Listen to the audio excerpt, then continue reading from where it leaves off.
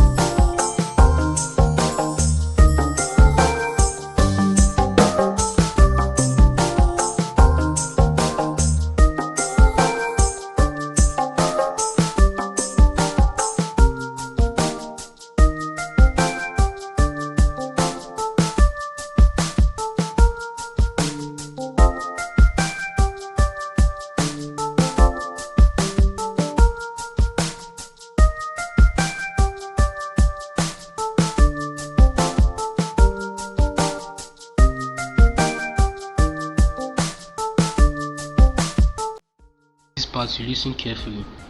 Our first vertex here is on 0, and 0, trace it down, we're having it on 2 and 2 in the vertical axis. So we'll come to this part in the vertical axis, this 2, we're having first on 0, so we'll come to 0 where 0 is. We'll mark the point here.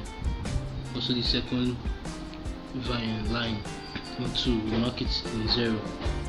So we're having here and here. Then the second one is on 1. Then in 1, second vertex here, we trace it down, having it on 0 and 0. So this point of 0, we trace it to 1, we'll mark it here. This other point of 0, we trace it to 1, we'll mark it here. These are 1. So this is 0 and 0, having the next point. And the next one is on 2.